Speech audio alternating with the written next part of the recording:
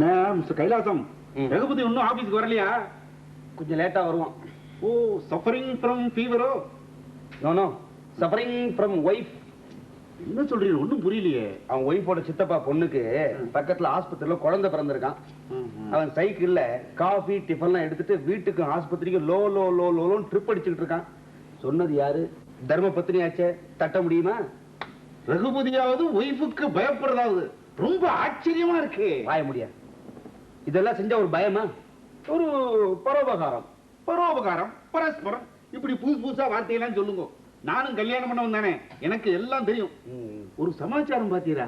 முன்ன ரகுபதி ஆபீஸ்க்கு வந்தா என்ன மிரட்டு மிரட்டுன்னு மிரட்டுவான். இப்ப என்ன பண்றான் தெரியுமா?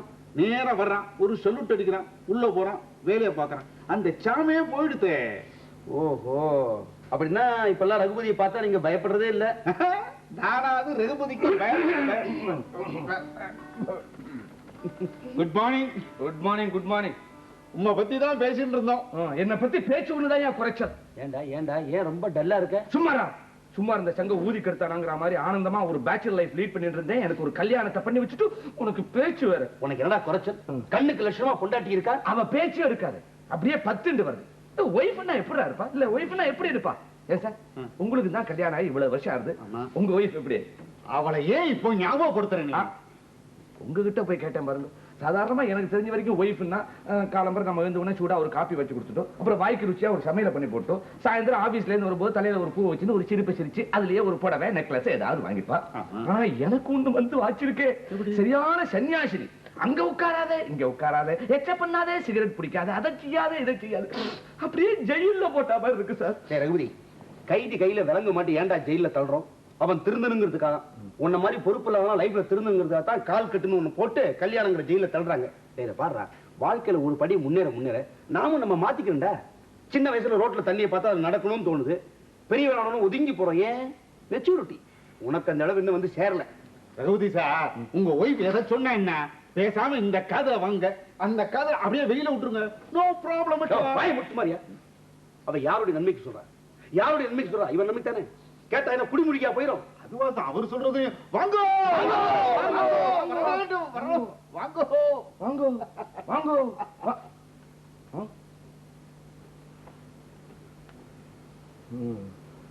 சாரிக்கா இவ்வளவு பெரிய வாங்க வாங்க? நான் ஜெனரல் மேனேஜரே வந்து நினைச்சு பயந்து போயிட்டேன். நான் சாரி, பாத்ரூம் எல்லாம் எப்படி இருக்கு? சும்மா பார்த்து போலாம் தான் வந்தேன். எப்படி sir, how is married life? அது ஏன் ஞாபகப்படுத்துறீ? சாரி, அந்த காலத்துல என்ன 9 மணிக்கு எழுப்பி சாப்பிட முடியாத ஒரு காப்பியை தருவீரே, ஆஹா, அதனுடைய ருச்சி இன்னைக்குதாயா தெரியுது. ஏன் சார், இவர் இன்னும் அப்படியே தான் இருக்காரா? இன்னும் மாறவே இல்லையா? அவன் மாறவே மாட்டான், அவனை மாத்தவும் முடியாது.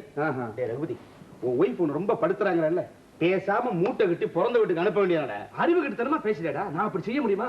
நான் அப்படி செஞ்சுட்டா அவங்க அப்பா சும்மா இருப்பாரா? நேர எங்க அப்பா கிட்ட வந்து கத்துவேன், எங்க அப்பா என்ன பிடின்னு பிடிச்சுப்பார். அதான் பெரியவா கால் கட்டின்னு சொன்னான். நீர் என்ன பண்ணீர்? உன் ஒய்ஃபு கழுத்துல 3 முடிச்ச போட்டு, அவ என்ன பண்ணா? உன் கால்ல சிக்கல் சிலுக்கிறமா 3000 முடிச்ச போட்டு ஒரே இருக்கா இறுக்கி. இது வாயை முடி சும்மா இருக்கிற, ஏதாவது அட்வைஸ் பண்ணி தொலைச்சிருவோம். டேய், உன் ஒய்ஃப் ஏன் உன்னை அப்படி இரு இப்படி இரு சொல்றா? சொல்லு பார்க்கலாம். வேற என்ன, அவ புருஷன் ஒரு பெரிய ஐடியல் ஹஸ்பண்ட், அப்படியே ஸ்ரீராமர் மாதிரி இருக்கணும்னு. ஏன் சார், எல்லாருமே ஸ்ரீராமர் மாதிரி இருந்துட்டா அப்புறம் அந்த ஒரிஜினல் ஸ்ரீராமருக்கு என்ன மதிப்பு? That is not the main reason. அவளுக்கு இந்த வீட்டுல உன்னை தவிர வேற ஆளே கிடையாது. அவளுடைய கொஞ்சல், கோபம், பந்தம், பாசம் எல்லாத்தையும் உங்ககிட்ட தானே காட்ட வேண்டியிருக்கு. இதுவே உனக்கு ஒரு குழந்தை பிறக்கட்டும், உன்னை திரும்பி கூட பார்க்க மாட்டான். நீ சிகரெட் பிடிச்சா கூட குழந்தை முன்னால பிடிக்காதீங்க, அங்க போய் பிடிச்சு தொலைங்கோம்பா. That's all. ஆனா ஒரு குழந்தை பிறக்கிற வரைக்கும் நான் உயிரோடு இருப்பேங்கிற நம்பிக்கையே இல்லை சார். எனக்கு தெரிஞ்ச வரைக்கும் ஒய்ஃப்னா ஹஸ்பண்ட் கிட்ட ஆபீஸ் விட்டு நேர வீட்டுக்கு வாங்கோ அப்படின்பா. இவன் என்ன பண்றா? நேர வீட்டுக்கு வராதீங்கோ, நேர அங்கேருந்து லைப்ரரிக்கு போங்கோ, இந்த ஆபீஸ் எக்ஸாமினேஷன் தேவைப்பட்ட புத்தகத்தெல்லாம் வாங்கிட்டு வாங்கோ, வாங்கிட்டு நம்ம வீட்டுக்குள்ள நுழையும் போது எல்லாத்தையும் பிரிச்சு வச்சுன்னு படிங்கோ, படிச்ச உடனே படிச்சதெல்லாம் எங்கிட்ட ஒப்பிங்கோ. இந்த குழந்தைகள் கையில பொம்மையை வச்சுட்டு பிச்சு பிச்சு விளையாடுமே, அத மாதிரி இன்னும் ஒரு பொம்மையை வச்சுட்டு பிச்சு பிச்சு பிச்சு விளையாடிட்டு இருக்காரு சார் அவன். You are correct. குழந்தை கையில பொம்மை கிடைச்சிருச்சுன்னா தன் இஷ்டப்படி எல்லாம் வச்சுட்டு விளையாடும். அதே குழந்தை கையில இன்னொரு பொம்மை கிடைக்கட்டும், இந்த பொம்மையை விட்டுட்டு அந்த பொம்மை கூட விளையாட ஆரம்பிச்சிடும். அதுக்காக நீ உன் ஒய்ஃபு கிடைச்ச ஒரே பொம்மைடா. So she is playing. நான் நிம்மதியா இருக்கணுங்கிறதுக்காக இன்னொரு பொம்மைக்கு ஏற்பாடு பண்ண முடியுமான்னு? என் ஒய்ஃபுக்கு இன்னொரு கல்யாணம் பண்ணி வைக்கிறேன். இன்னொரு பொம்மைன்னா இன்னொரு கல்யாணம் அர்த்தம் என்ன? ஏன் உங்க அம்மா ஊர்ல சும்மா தானே இருக்கா? ஆமா. அவளை இங்க கூட்டி கொண்டு வச்சுக்கோ. ஏன் உங்க அம்மாவை இருக்க முடியாது? Think it. அம்மாவா? ஏ ஆமா. அம்மாவை அழைச்சிட்டு வந்தா என்ன ஆகும்? என்னென்னமோ ஆகும். சாதாரணமா மாமியார் மாட்டு பொண்ணு 2 பேரும் ஒண்ணு சேர்ந்தா என்னென்னமோ நடக்கும். நான் கல்யாணம் பண்ண புதுசுல இதே ப்ராப்ளம் தான். என்ன பண்ண தெரியுமோ, எங்க அம்மாவை கூட்டியாந்து வீட்டோட வச்சேன். அப்படியா? எப்ப பார் எங்க வீட்டுல என் ஒய்ஃபுக்கு எங்க மதருக்கும் ஒரே சண்டை. சாதாரணமா மாமியார் மாட்டு பொண்ணு 2 பேரும் சண்டை போட்டா நம்ம பாடு திண்டாட்டம்னு சொல்லுவா. நம்பவே நம்பாது. அனுபவபூர்வமா சொல்றேன், நம்ம பாடு பரம குஷி. எப்படி? நேர அம்மாட்ட போவேன், ஒய்வை பத்தி கண்ணா பின்னான்னு பேசுவேன். அவர்கிட்ட இருந்து ஒரு சர்டிஃபிகேட் வாங்கி அப்படி வச்சுப்பேன். அப்புறம் நேர மதர்கிட்ட போவேன், ஒய்வை பத்தி தாறுமாறா சொல்லுவேன். அவள்கிட்ட இருந்து ஒரு சர்டிஃபிகேட் வாங்கி அப்படி வச்சுப்பேன். 2 பேரும் சேர்ந்தா மாதிரி வந்துட்டா? 2 பேரும் சேர்ந்தாதான் வரட்டுமே, உங்க உபத்திரம் தாங்கவே முடியலடி அப்படின்னு துண்ட உதறி தோல்ல போட்டு நேரா ஹோட்டலுக்கு போய் பாதாம் ஹல்வா சாப்பிடுவேன். மிஸ்டர் ஜெகநாதன், உங்க ஐடியா யாரும் கேட்கல. அவனை குழப்பாதையா. டேய், நான் சொல்றது கேளு. உங்க அம்மாவை கூட்டி கொண்டு வச்சுக்கோ. உன் ஒய்ஃபுக்கு துணையாவும் இருக்கும், டைம் பாசிங்காவும் இருக்கும். உன் மேல இருக்கிற கான்சென்ட்ரேஷன் கொஞ்சம் கொஞ்சமா டைவர்ட் ஆகி 4ஆவது குறைஞ்சு போகும். சொன்னா கேளுடா ப்ளீஸ். வேண்டாம், இதை விட பாதாம் அல்வா தான் பெட்டரா இருக்கு. அதாவது மாமியார் மாட்டு பொண்ணு சண்டையில நம்ம பாடு சௌரியம் தான். சௌகரியம் எக்கச்சக்கமா இருக்கும். அப்போ பாதாம் அல்வா வரைக்கும் போலாம். ஓ, போலாம். ரகுபதி, நீ அவரை குருவா ஏத்துண்டியா? இப்போதைக்கு இந்த விஷயத்துக்கு இவர் தான் குரு. சத்தியமா சொல்றேன்டா, நீ உருப்பட மாட்டேன். தேங்க்ஸ். வரட்டுமா? அவங்க இருக்காங்க சார், நீங்க சொல்லுங்க. ரகுபதி, நான் உனக்கு சில ஐடியாலாம் தர்றேன். சாதாரணமா இந்த உலகத்துல, ஏன் இந்த பிரபஞ்சத்திலே எடுத்துக்க, மாமியார் மாட்டு பொண்ணு 2 பேரும் சமாதானமாக இருந்ததாக பிரிட்டிஷ் ஹிஸ்டரியில இருந்து இந்தியன் ஹிஸ்டரி வரைக்கும் எதிரியுமே சொல்லவே இல்லை. ஆகையினால உங்க வீட்டுல உன் ஒய்ஃபுக்கும் உங்க அம்மாவுக்கும் அடிக்கடி சின்ன சின்ன சண்டைகள் எல்லாம் வரும். வரும் வரும் வரும். நீர் என்ன பண்றீர்? அப்பப்போ அவளை கூப்பிட்டு சமாதானப்படுத்தணும். படாதுன்னு சமாதானப்படுத்தப்படாது, முடிஞ்சா வளர்த்து விட ட்ரை பண்ணணும். அப்புறம் பாரோ லைஃப் என்ன பிரகாசமா இருக்குது. வாங்கோ வாங்கோ வாங்கோ சார், யார் வந்திருக்கா பாருங்க. தைரியமா வாங்க சார், உங்க பையனோட ஆபீஸ் தான். பாப்பா, என்னப்பா திடீர்னு? சார் ஒரு நிமிஷம், உங்க பையன் போற போக்கு சரியில்லை, ஒரு மாதிரியா இருக்கா, கொஞ்சம் அட்வைஸ் பண்ணுங்க. பண்ணுவாரு, வேலையை கவனி. நான் இப்ப சௌக்கியமா உங்களுக்கு ஊர்ல எல்லாரும்? சௌக்கியம் சௌக்கியம். ஒரு முக்கியமான விஷயம் பேசணும். சௌக்கியம் கேட்டா சொல்லு. உள்ள போய் வேலையை கவனி. அம்மா, நீ மட்டும் வந்திருக்க, அம்மா வந்திருக்காங்க. அம்மா எல்லாம் வரேன். நான் அம்மாவுக்கு தெரியாம தான் வந்திருக்கேன். தஞ்சாவூர் கோர்ட்ல ஒரு கேஸ் விஷயமா போறேன் அப்படின்னு அம்மாட்ட போய் சொல்லிட்டு மெட்ராஸுக்கு வந்திருக்கேன். இன்னி சாயங்காலமே நான் ஊருக்கு போய் ஆகணும். அப்பா, உன்னை பத்தி தான் யோசனை பண்ணிட்டே இருந்தேன். உன்னால எனக்கு ஒரு சின்ன உதவி ஆகணும். என்னால தானே? என்ன உதவி வேணாலும் செய்யறேன். முதல்ல ஒன்னால எனக்கு ஒரு உதவி ஆகணும். நான் வந்து விஷயத்த முதல்ல சொல்லிடுறேன். சொல்லு சொல்லு. நானும் அம்மாவும் மெட்ராஸுக்கு வந்து உன்னோட கொஞ்ச நாள் தங்கி இருக்கணும். அதுக்கு நீ தான் ஹெல்ப் பண்ணணும். அப்பா, நிஜமாவா சொல்றேன்? அப்படின்னா இதுல உனக்கு ஆட்சேபனை இல்லையா? ஐயோ, பரம சந்தோஷம். இல்லடா, உனக்கு இப்பதான் புதுசா கல்யாணம் ஆயிருக்கு. ஆமா. அதுவும் 34 வயசுல. ஆமா. எல்லாம் பழச்சா போனதுக்கு அப்புறம் அதெல்லாம் எதுக்கு இப்போ? அட, நீ ஜானியும் கொஞ்சம் அப்படி இப்படி இருப்பீங்க, நான் எதுக்கு நடுவுல? ஐயோ, நீ அம்மா வந்து, எஸ்பெஷலி அம்மா வந்து என்னோட தங்கறதுல எனக்கு ரொம்ப சந்தோஷம். அப்படியா? ஆமா, அது எப்படி உன்னுடைய சீட்டாட்ட கும்பல் எல்லாத்தையும் ஊர்ல விட்டுட்டு நீ மாத்திரம் இங்க வரேங்கிற? ஐயோ, அது ஏன்டா ஞாபகப்படுத்துறேன். என்ன? நான் சீட்டெல்லாம் மறந்து போய் ரொம்ப நாள் ஆறுது. நான் இப்ப மெட்ராஸுக்கு வரதுக்கு மெயின் ரீசனே உங்க அம்மா தான்டா.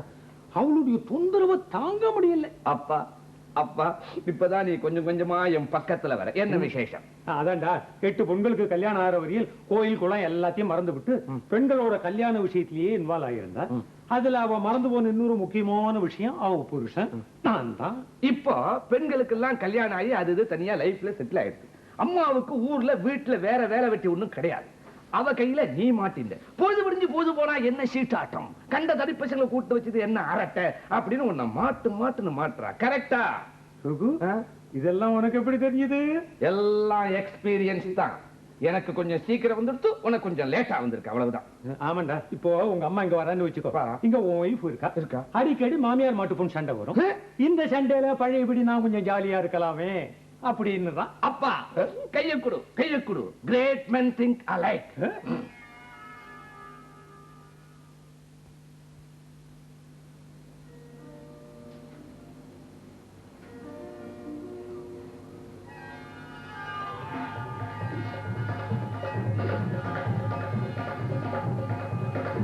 ஜானகி, ஜானகி, ஜானகி. என்ன எங்க போயிட்டு வரே? சினிமாவுக்கு போயிட்டு வரு. ஆஹா அறிவு கட்டவல கையில புடலங்காய் இருக்கு தெரியல, மார்க்கெட்டுக்கு போயிட்டு வரேன்டி. அப்படியா? இந்தா இத கொண்ட ஜானகிட்ட கொடு. நம்ம ரகுவுக்கு புடலங்காய்னா ரொம்ப உச்சரம், அவதான் வாங்கிட்டு வர சொன்னா. உங்களுக்கு வெக்கமா இல்ல? கல்யாணம் ஆகி இத்தனை வருஷத்துல எனக்காக ஒரு துரும்ப எடுத்து அந்த போட்டது இல்ல. ஜானகி நேத்து வந்தவோ என்னமோ அவ சொன்னாலேன்னு மார்க்கெட்டுக்கு பேங்க் இப்படி நாயா அலையறேல. ஆமா இத வாங்கிட்டு வரதுக்கு அவளுக்கு வேற ஆளே கிடைக்கலையா? சாரி, புடலங்காய் வாங்கறதுக்குன்னு தனியா ஒரு ஆள் வச்சுக்க முடியுமா? அது சரி, நீங்க யாரு? அவளோட மாமனார். அப்படி ஹாயா சோஃபால சாஞ்சிட்டு ஏ ஜானகி அத கொண்டு வா இத கொண்டு வா அப்படின்னு அதிகாரம் பண்றதை விட்டுட்டு நாதசுர வித்வா மாதிரி கையில இதை வச்சுட்டு நிக்கிறேல. ஆமா நீங்க என்ன அவ வச்ச வேலைக்காரனா இல்ல தெரியாம தான் கேக்குற? சொல்லுங்க. ஆரம்பிச்சிட்டியா? பொழுது ஒழிஞ்சு பொழுது போனா உங்க 2 பேருடைய சண்டை கேட்க சைக்கிள். அத போடுற சண்டைக்கு ஏதாவது ஒரு காரணம் இருந்தாலாவது பாக்குறவாளுக்கு யார் ஜெயிக்க போறா அப்படின்னு ஒரு திருளாவது இருக்கும். இப்படி காரணமே இல்லாத ஒரு சண்டையா?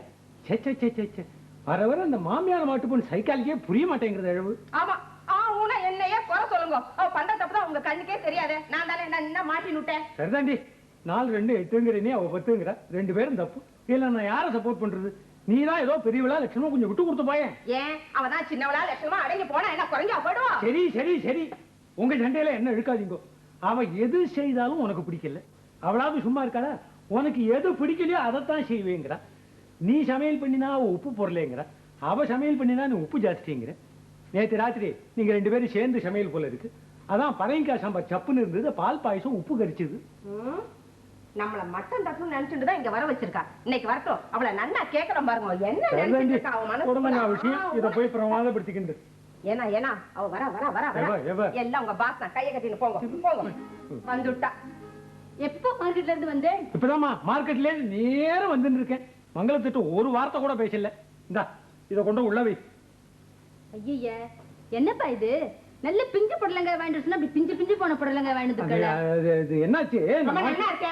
ஏதோ போனா போடுறன்னு வாங்கிட்டு வந்து கொடுத்தா தானம் ஊட்ட மாட்டா பல்ல புடிச்சு பார்த்தாலாங்கிற கதையா நீ என்னென்னமோ சொல்லிட்டு இருக்க. அதே அவர் கேட்டுடு அப்படி அசட்டு வழியா நின்னுட்டு இருக்காரு. ரொம்ப நல்லா இருக்கு. உங்களுக்கு என்னமா ஆச்சு? எதையோ தப்பா எடுத்துக்கிறேன். ஏண்டி இவர் யாரு?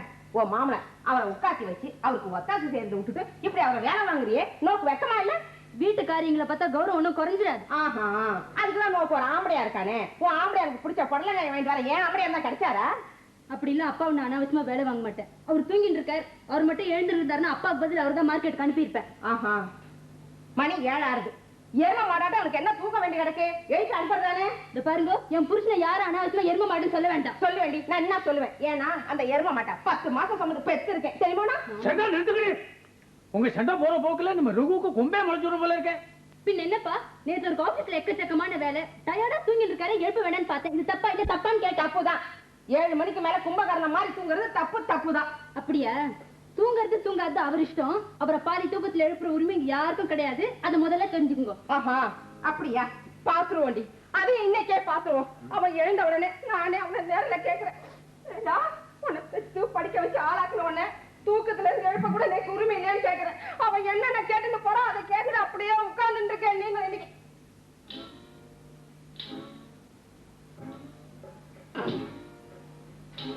என்ன தலைய ஆட்டின்னு இருக்கேன்? புடலங்காய் வாங்கிட்டு வந்து கொடுத்தா எட்டோம். அப்புறம் என்ன புடவைய வேற துவைக்க சொல்லுவா. பேசாம உள்ள வாங்க. நல்லா உட்காந்துட்டு தலைய ஆட்டிண்டு. இல்லடி, மார்க்கெட்டுக்கு போயிட்டு வந்ததும் செகண்ட் டோஸ் காப்பி தரேன்னு ஜானகி சொன்னா குடிச்சிட்டு வந்துடுறேனே. செத்தப்படி வரையல என்ன வர நீங்க ரொம்ப அல்பமாயிட்டே. எந்துக்கு அவகிட்ட போய் காஃபி கேட்கிறேன்? அவ காஃபில விஷத்தை கலந்து கொடுத்தாலும் கொடுத்துருவோம். நான் எந்துக்கு இருக்கேன். நான் காஃபி கலந்து தர மாட்டேனா? வாங்க கலந்து தரேன். படுத்துறேல. ஜானகி காப்பியில விஷத்தை கலந்துருவா. மங்களம் காப்பி கலந்தாலே விஷமா தான் இருக்கும். இதுல எது பெட்டர்? எனக்கு எதுக்கு ரிஸ்க்? பேசாம ஹோட்டல்ல போய் சாப்பிட்டு போறேன்.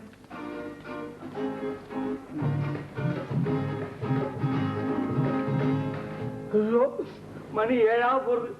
ஜானகி இவ்வளவு நேரம் தூங்கினேன்னு தெரிஞ்சா கத்த போறா. ஐயோ ஐம் சாரி ஜானகி, ஏதோ கொஞ்சம் லேட்டா தூங்கிட்டேன். நாளையில இருந்து சீக்கிரம் எழுந்துடுறேன். என்ன இப்ப யாரு உங்களை ஊருக்கு முன்ன எழுந்திருக்க சொன்ன? ஜானகி நீயா பேசுற? இந்த பாருங்க, நான் சொல்றத கவனமா கேளுங்க. என்ன? இனி நீங்க 8-8:30 மணிக்கு முன்னாடி எழுந்தேன் எனக்கு கெட்ட கோவம் வரும். ஆஹா 6 மணிக்கு மேல தூங்கினா குடஞ்சலத்தை என் தலையில குட்டுவேன்னு சொல்ற என் தர்ம பத்தினி ஜானகியா பேசுறது? அதெல்லாம் உங்க வைஃப் பழைய ஜானகி. இப்ப பேசுறது புது ஜானகி. உங்க அம்மாவோட மாட்டு பொண்ணு ஜானகி. அம்மாவோட மாட்டு பொண்ணு? ஓஹோ, விஷயம் அப்படி வருதா அது? உங்களை பாதி தூக்கத்துல எழுப்பாளா அவளுக்கு உரிமை உண்டா? சரி பெத்தவ தான் இல்லங்களே, அதுக்குன்னு ஒரு அளவு கிடையாது. அதானே. இன்னும் என்ன ஸ்கூல்ல படிக்கிற பையனா உங்களை மிரட்டிண்டே இருக்க? அதானே. என்ன உங்க அம்மா எழுந்துட்டா நீங்க எழுந்துருவேளா? எங்க அம்மா எழுப்பினா நான் எழுந்திருக்க கூடாது, அவ்வளவுதானே. எவ்வளவு பியூட்டிஃபுல்லா பிரமாதமா தூங்குறேன் பாரு. உங்க அம்மாவே வந்து எழுப்பினா? எழுப்பி பாக்கட்டமே, எழுந்து 2 திட்டு திட்டு மறுபடியும் படுத்து தூங்கி போடுவேன். அப்புறம் பேச்சு மாறப்படாது. என்ன ஜானகி இது உன்னுடைய பிரஸ்டீஜ் இஷ்யூ. அவ்வளவு சுலபத்துல விட்டுவேனா? நீ பாத்துட்டே இரு. நான் தூங்கியே எங்க அம்மாவோட இல்ல உன் மாமியார் கொழுப்பு அடக்கிறேனா இல்லையாப்பா? என்ன நினைச்சுட்டு இருக்கா? அதான் என்ன நினைச்சுட்டு இருக்கா? கைலாசம் ஆபீஸ் போறதுக்கு 9 மணிக்கு தானே வருவேன்.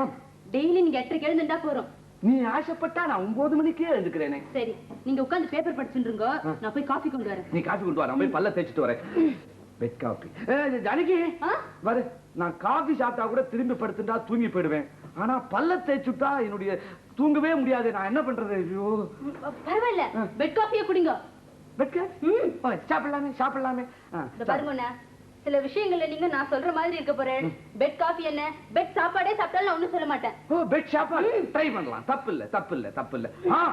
இந்த மாதிரி 8:30 மணி 9 மணி வரைக்கும் தூங்கிட்டு இருந்தேன்னா இந்த ஆபீசர் எக்ஸாமினேஷன்ல இன்னொரு பாஸ் இருக்கே, அதை எப்படி பாஸ் பண்றது? நீ இப்ப ஆபீஸ்ல என்ன பெருசா கிழிக்க போற? நீங்க எப்பவும் வாங்குற 501 ரூபாய் 44 பைசா வாங்கினா போறோம், நான் சமாளிக்கிறேன். நமக்கு மாமியாருடைய பிரஸ்டீஜ குறைக்கணும். Correct correct correct correct. பாருங்க, இங்க கிளர்க்கா இருந்தாலும் ஆபீசரா இருந்தாலும் நேக்கு புருஷன், அது கரெக்ட். அந்த உரிமையை கொடுத்தல்னா அதுவே போதும். அது இல்ல ஜானகி. ஐயோ, முதல்ல தூங்குற வழியை பாருங்க.